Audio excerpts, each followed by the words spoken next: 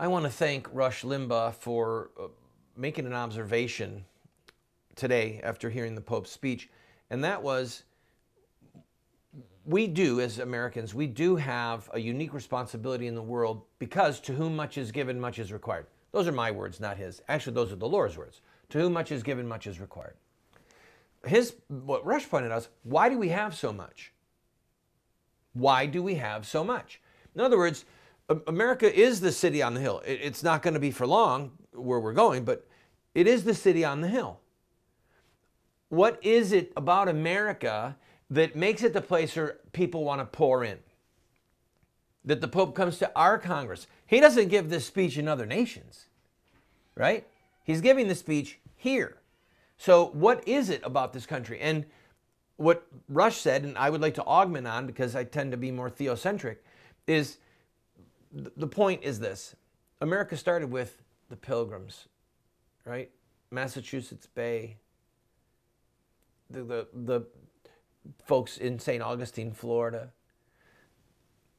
People came here to escape religious persecution, to own land, to have a world in which the government was stopped by the rule of law against oppressing individuals and oppressing its citizens and oppressing religious minorities.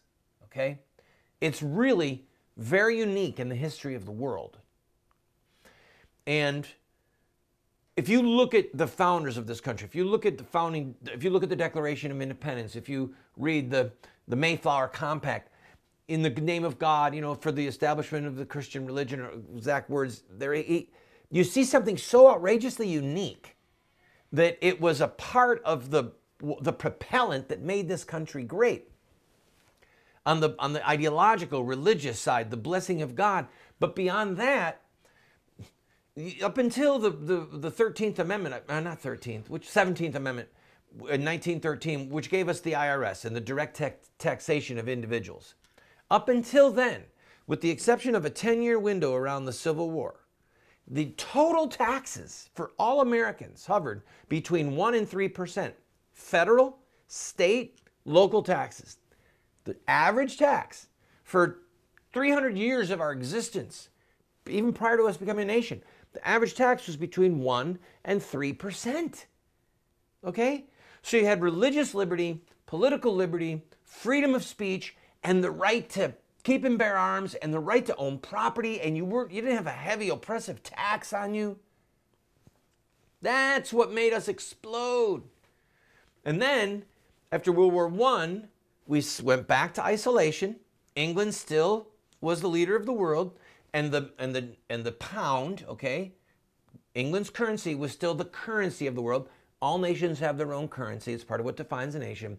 But it was the currency of flight. It was the place that people went. Many of the things that were bought and sold on the world market, you traded in pounds. As World War II progressed, it became clear that England no longer had the stamina and the strength to be the currency of the world. And so the bankers and the politicians decided it's going to be America, because they've got the population and they have the manufacturing infrastructure, and they weren't decimated by bombs in World War II. So America became the economic leader of the world as a result of World War II. It's a very recent phenomenon. And then taxes kept going up, more and more government control, and now we're in decline. We've turned our backs on God. We're killing our babies. We have the crimes that cry out to God for judgment, child killing, homosexual marriage. We're in trouble. And our taxes are no longer 1% to 3%. You've got many people in this country, middle income people, that are paying close to 50% of their income by the time you figure in gas tax, phone tax, property tax, state income tax, state sales tax, federal tax. Go down the list. Almost 50% of our income goes in taxes. So the very things that made us the city on the hill, the very things that attracted people to us, we have systematically, with our own hands, destroyed. We have been committing, as a people, we have been committing suicide on the installment plan.